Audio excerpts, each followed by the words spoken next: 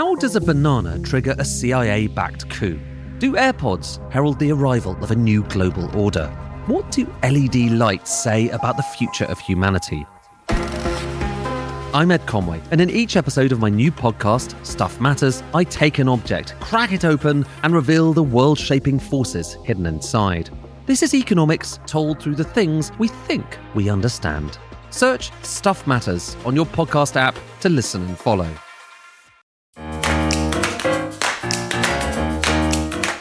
Hello, good morning and welcome. It's Wednesday, July the 22nd.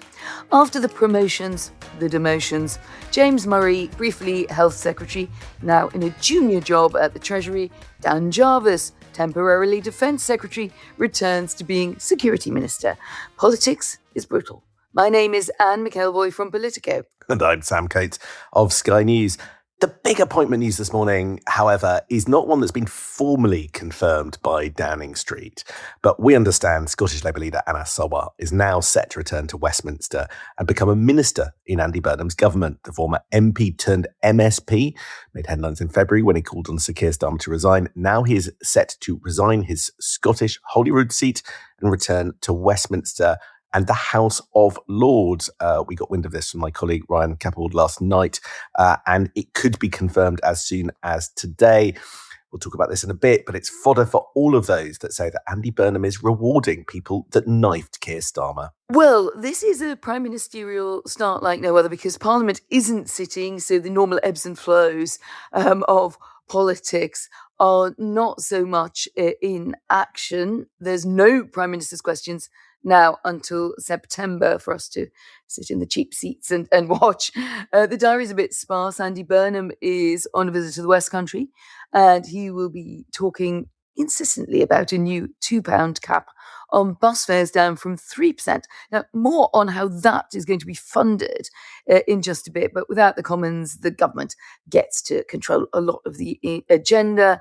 It also means if it doesn't want to talk about things, Sam, it doesn't have to. It's not under pressure, and Andy Burnham might find that quite welcome while he settles in. Yeah, we're also down to one briefing a week from Downing Street, so the information flow is tightly controlled.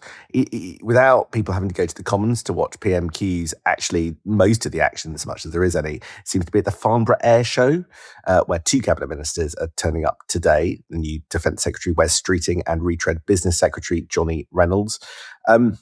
But defence is one of the big issues of the day. Despite having John Healey now in the Treasury as Chancellor, the man who resigned over defence spending is as yet unable, as is Andy Burnham, to give any more clarity as to quite what international obligations we've signed up to and when. Not much sense of urgency in this government explaining whether or not it will give additional money to defence, despite that being John Healey's absolute priority just a matter of weeks ago. Yesterday, Downing Street refused to commit to John Healey's initial demand to increase defence spending to 3% of GDP by 2030, let alone an extra 0.5% 5 years later. So it appears that this is now not officially, or at least not yet, government policy. Number 10 also appeared to rule out category war bonds to fund defence, one of the few things that they gave a steer about definitively during a marathon briefing in Downing Street. But that leaves unresolved exactly the same question they inherited from Keit Starmer, and which led in great part to Starmer's fall, which is how to fund that £17.3 billion gap by 2030 to meet defence pledges that we have already made, unless, of course, we're going to raise borrowing or tax more.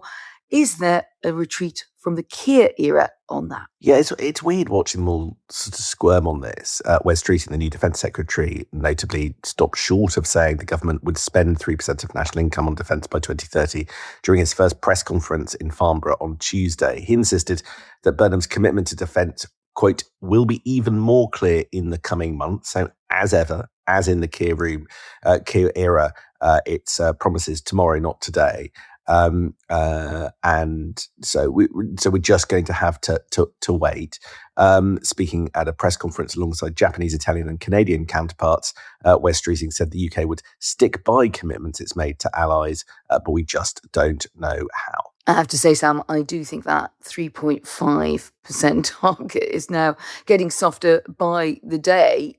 Maybe also the 3% one, though I think they have to try to show seriousness about that. That will go down so badly with allies if we back off that one. I was talking to a former big head of the armed services who said, look, this is now becoming a battle between those who want hard targets, which might be a little on the lower side, and those who say, actually, you do have to fulfill the commitments that you made to Mark Rutte on the NATO front, and that Wes Streeting is right in the middle of that one. That might be why he's using this slightly non-specific language until they sort out which way he and John Healey are going to go on that. Now, as for Andy Burnham, well, he wants to spend money on something else, not defence related. That's the topic of the day that we referenced. The government has just announced that lowering of the national cap on bus fares to £2, a pound off that, or the extension of that cut for much of England, something previous prime ministers have said that they wanted to do but they couldn't afford. One of the aims of this giveaway, as well as clearly the cost of living angle, particularly for hard-pressed families where bus fares really count at the end of every week, what they have spent and what they worry about, Sam. I'm told it's also clearly about linking people in areas outside the metropolises, outside the places where you have good rail networks and the like. And it really does make a difference to the ability of people to get out and about. There's another angle to this, which I think is preparatory to a bit more of a squeeze that's clearly coming down the line on welfare and on pushing those who are out of work to be more active job seekers. One of the factors that is most mentioned there, particularly in rural areas and those on the edge of towns and cities, is that they can't get to interviews and they can't see themselves getting easily to work. So I think this is a bit of a carrot before the stick. It's not only about letting people ride buses more. It's I think it's going to pave the way to saying you've got this, and now you're in this position. We've made your travel cheaper. Go look for work. And another reason that you would do something like this is because it's ever so slightly de-inflationary, which could help if you're going to increase borrowing, which is often inflationary. So look for that trade-off over the coming months. But one of the big potential vulnerabilities of this government is on its ability to pay for things and whether or not it is observing a kind of fiscal rectitude, which is a flank that Andy Burnham himself opened up when he said that we can't be in hock to the bond market. Actually, given the state of government borrowing, and the way that the Treasury run things, they do have to be quite careful about how to pay for the spending pledges that they're doing. So that's my big focus this morning. The new cap, which the government says costs £500 million for this year, is funded only for 1 year. So this is a problem for future budgets if they want to keep it in place. And they've actually wheeled out Chancellor John Healey to say that this is fiscally fine.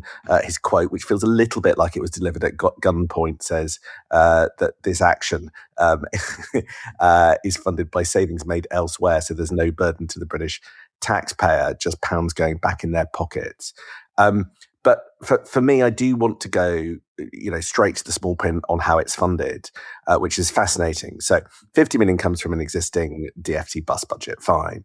50 million comes from actually savings that they found at the Energy and Net Zero Department. So you do slightly wonder whether Ed Miliband would have allowed that if he was still in post. But the big thing that's happened in order to fund this bus cap reduction is that 400 of the £500 million of funding for this year will come from cancelling investment for international aid, right? So they are cancelling aid set aside for international climate financing. And that means, and there's no two ways about it, we are cutting international aid on day 2 of Andy Burnham's premiership. Right, so just to poke that a bit, are you really saying it's a cut in aid? Because I think that is one of the definitions. They're rather hoping the government that they can make a bit more elastic. Is it effectively borrowing because you're turning those grants into loans? You could say it's a roundabout way of doing it. But, I mean, international aid, we're seeing quite a lot of governments, including our own, can't fudge the targets. Is this just another question of doing that? And if the loans don't get repaid, then it is just kicking the can down the road, right? So are we playing with definitions here, or is it really, as you seem to have gone out on this one, a cut in aid? What do you reckon? Yes. I mean, I'm not judging it as a decision, but there is just a sort of very straight international fact, which is that Andy Burnham is cutting aid, because if you turn grants into loans, and that's what the press release says that they're doing under OECD rules, and I checked them this morning, aid spending can only be counted as grants, not loans. So if you cut grants and you replace it with loans, you are cutting aid. So I just think that's quite an interesting thing that we've reached for that so early in the premiership, when some would have expected a different approach. We're told that this is all the best possible decision. There's a Panglossian twist. Apparently, the switch from grants to loans for climate finance will, and I'm quoting the press release here, give us more flexible ways to meet our international climate objectives and allow us to make £400 million of financial transactions available to support the government's intention to invest in international climate finance projects, including projects such as the Tropical Forest Forever facility. Right. Now, I apologise for that burst of press release ease, but just to unpack it, what they're saying is it's fine to convert grants into loans because it allows us to take part in this particular thing called the TFFF. Right. It really matters, but I understand it's a little niche. This is a fund that President Lula of Brazil set up, and Britain helped for years, backed by Ed Miliband. But last year at the COP, at the very last moment, Keit Starmer blocked Ed Miliband from being allowed to take part in it. And we did quite a bit of the podcast on that. And it was a complete global humiliation for people in this sector. And it really created a lot of bad blood. And I wouldn't be surprised if the TFFF decision by the Chancellor and the Prime Minister then contributed to Ed Miliband just kind of giving up on Keit Starmer. That decision had a long tail. This seems to signal that we will take part in that, which gives Ed Miliband, now Foreign Secretary, something to negotiate when he goes overseas, because I think he wants to do quite a lot on climate in the role as Foreign Secretary. But so we are on track to take part in that global drive, but we are doing so by announcing a headline cut to aid. And the government press release even basically issues an apology for this at the end, saying the government remains committed to spending 0.3% of GNI on aid. So it's sort of sticking to what it can, but it's there's no two ways about it. It is a contentious decision. And for the one or two people who might have just about had enough now of the TFFF, brilliant analysis from Sam. We thought we'd move on to more generalised ministerial comings and goings, which we couldn't fit in after the night of the long Burnhamite knives on Monday. So Andrew MacDonald on Playbook picking up that from north of the border, some reporting from there that Anna Sarwar is braced to resign, Scottish Labour leader, take a peerage and become Minister of State for Trade in Jonathan Reynolds' new mega business department. There's another plum gig for someone who turned on Starmer, called for him to go, though that took a while to percolate. But Sarwar was the first senior figure to do so. He then stayed on, Anna Sarwar, after Scottish Labour's dreadful May election results. But he seems he's getting his reward with a big job at Westminster, but it does leave Scottish Labour in quite a pickle, because there's a contest that they probably don't want to have in the wake of that awful pulverising for them by the SNP. Plenty of potential for this to turn quite bitter. What do you make of it, Sam? Oh my God. The idea that Anna Sarwar, who has now become a contentious figure in Scottish politics, who repeatedly promised he wasn't going to come back down to Westminster. You know, he started as an MP and then he went up to Holyrood, and now he looks like he's coming back to the House of Lords, having said he wouldn't do that. Is it's going to be, you know, it is going to sort of set things alight. I spotted in Playbook this morning the MSP, ex-lefty MSP Neil Findlay, who was saying he was an unmitigated disaster, taking Labour to two of its worst defeats in the devolution era. Instead of being rewarded with a government role and lifelong paycheck from the House of Lords, he should have had the humility to resign and accept responsibility for the recent election debacle. So more on ending factionalism as we get it. And I'm told the ministerial role he'll get is a trade job, and that this is going to upset Douglas Alexander. I think there's a lot of... When you reach below the surface, the blood dust coup has nevertheless generated a lot of bad blood, and I think the reshuffle is helping shine a light on that. Douglas Alexander stays as Secretary of State for Scotland. So why is that going to be irritating to him if Anna Sarwar is a trade minister? I think because he was somebody who did not back Anna Sarwar's decision to knife Keit Starmer back in the run-up to the local and Scottish elections. And I think it just goes to underline this idea that people who kind of helped out Keit Starmer are now getting the spoils. And I think that there is a sense that is what's going on with Andy Burnham. You look at those top four jobs, Louise Haigh, Ed Miliband, John Healey, and Shabana Mahmood. All four of the four biggest jobs in this government were people who are also at the front row of getting rid of Keit Starmer. And I think that perception is rankling those people who still give some credit to Keit Starmer and what he did, and don't like the kind of lack of grace towards the outgoing Prime Minister, which some felt that Andy Burnham displayed on Monday when he didn't actually mention his predecessor on the steps of Downing Street. Yeah, that makes sense. To the victor, the spoils, but there's still plenty of potential for it to turn quite bitter.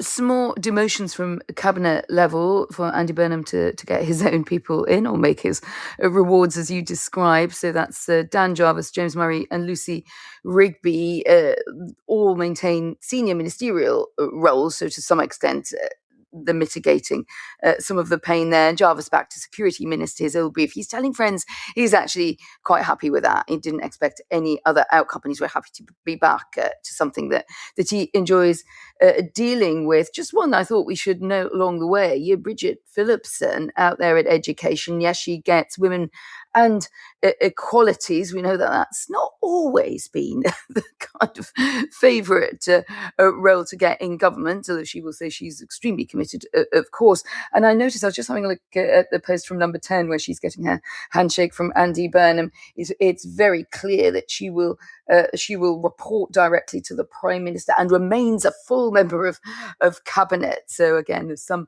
assuaging, I think, of potentially hurt feelings there.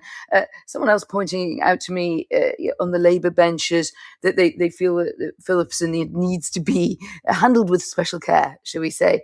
Also because she was so instrumental in pushing for the removal of the two-child benefit cap, and she has still a lot of gratitude and support on leftwards in the party on that score. So now it's Lucy Powell who gets to oversee what happens to education reforms and send one of those huge things in the in-tray, Sam, on which you are an internationally acknowledged expert. I am fascinated that the send reforms, which Bridget Phillipson spent a huge amount of time, have now transferred to a different cabinet minister. That is a delicate issue.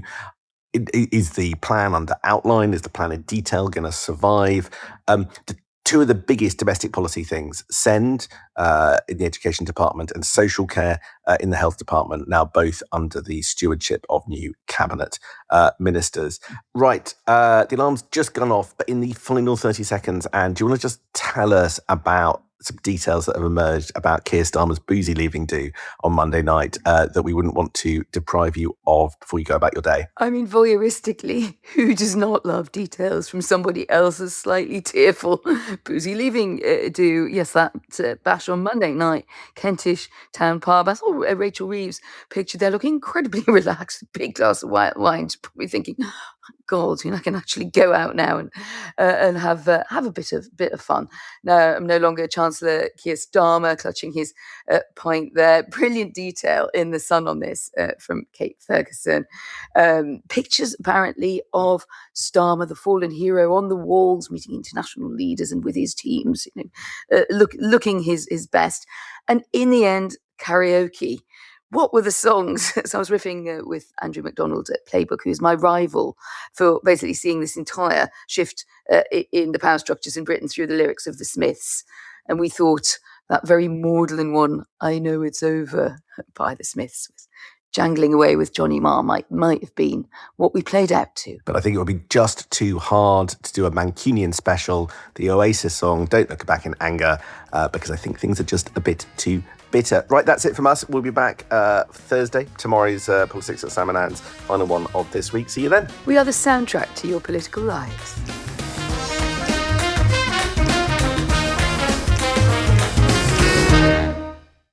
How does a banana trigger a CIA-backed coup? Do AirPods herald the arrival of a new global order? What do LED lights say about the future of humanity? I'm Ed Conway, and in each episode of my new podcast, Stuff Matters, I take an object, crack it open, and reveal the world-shaping forces hidden inside. This is economics told through the things we think we understand. Search Stuff Matters on your podcast app to listen and follow.